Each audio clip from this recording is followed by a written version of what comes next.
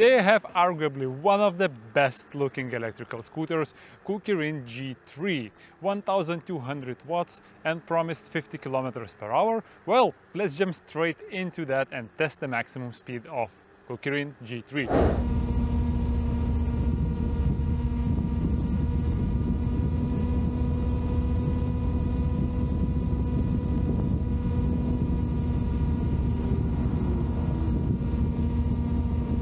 So as you can see, we can reach 50 kilometers per hour on the dashboard. I don't know if you can actually see that, but the dashboard shows 49-50, while the phone GPS shows 43 and maximum what I saw was 44.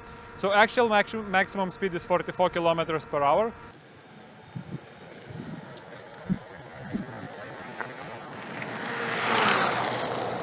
Whenever I'm trying the maximum range of the scooter, I always ride it the fastest speed mode and always ride full throttle.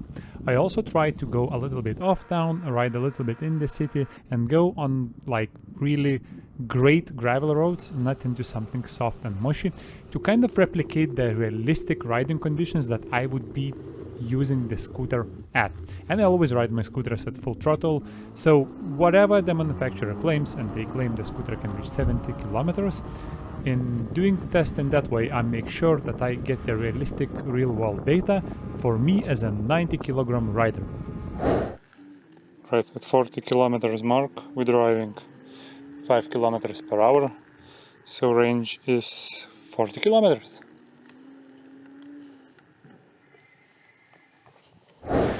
As soon as I started getting scooter out of the box, I noticed the high quality materials that KuKirin have chosen and also how everything was nicely assembled.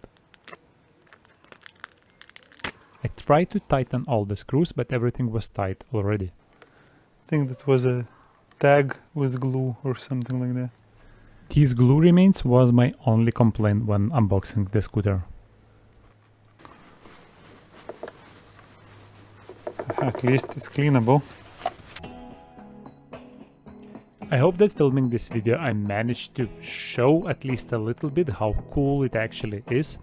Even though it's not the most expensive out of KuKirin range, they didn't sacrifice on the quality. The materials are top notch, the colors, the paint, the small tiny things like the adjusted disc brakes to perfection, so you don't need to do anything after you start riding it. All of that combined just gives this super high quality sense, and I'm really feeling very well riding this electrical scooter.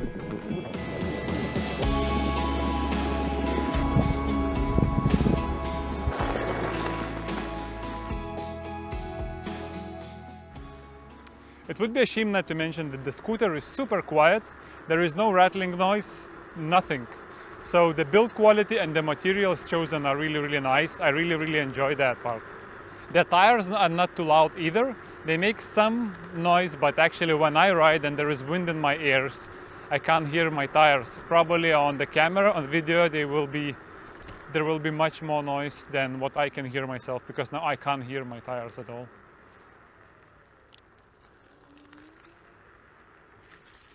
It doesn't matter what your suspension is.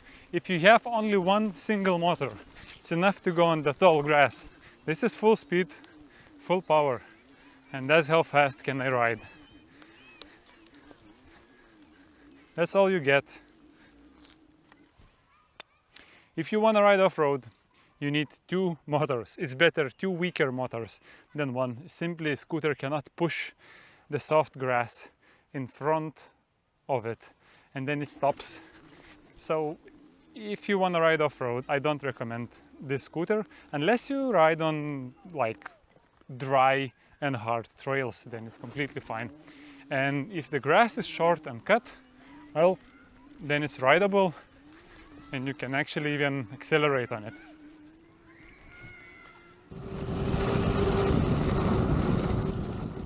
So while it's not great for deep sand or tall grass or softer terrains, on harder terrain these off-road tires provide quite a good grip, and the scooter has enough power to ride hard surface trails, and you can actually have quite a lot of fun doing that.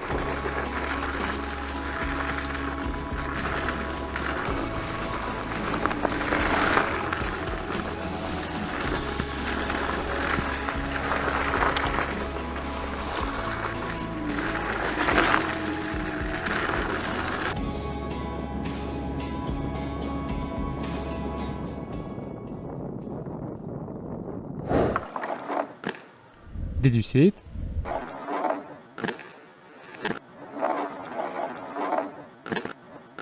It kind of caught me a bit by surprise right here when I noticed that suspension has such a little travel. At least it's not noisy, rattly or anything like that. It's still a good suspension, but it's not as great as on the more expensive KuKirin models. If you are interested in all the dimensions and other parameters, you can find them on the KuKirin website. There is a link in the description below. The only thing I want to mention here is that the price on the day of filming is 659 euros. You see this little dot? This little dot indicates that the scooter will reach only maximum 25 kilometers per hour speed. If you want to enable or disable this mode, all you have to do is basically you have to press both brakes, click the on button 5 times and release the brakes.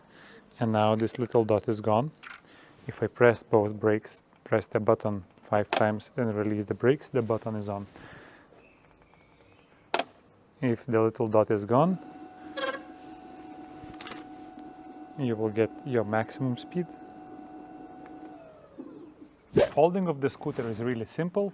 You just press and pull and it goes down. And then one thing I don't really like is this webbing thing, which you have to put over the kicktail, and in that way it locks, and in that way you can carry it. A new kicktail, which I don't find comfortable at all. Standing like this, my left leg is completely bent and I don't find it comfortable. It actually starts to spasm the muscles after riding a little bit. And standing like this, it's not comfortable either unless you're practicing wheelies. It's actually even too easy to do wheelies with the scooter. It's just the front just lifts immediately when you accelerate. So if you're into wheelies, that might be a good idea. If you're not, I don't find it as a really great idea. Even though the brakes are run by cables and not hydraulic, they are super duper efficient brakes. I have no complaints about the brakes whatsoever. Love them. And so it's time for final conclusions. Let's go step by step.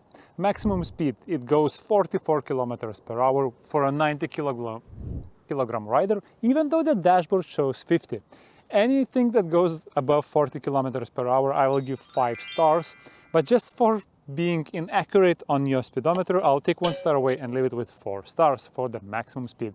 It's 18 amp hour battery pack, and the range that I could complete was 40 kilometers riding full speed all the time. This is fantastic range for an electrical scooter. 40 kilometers, that's 20 kilometers one way, or 40 kilometers to go to another town for me probably.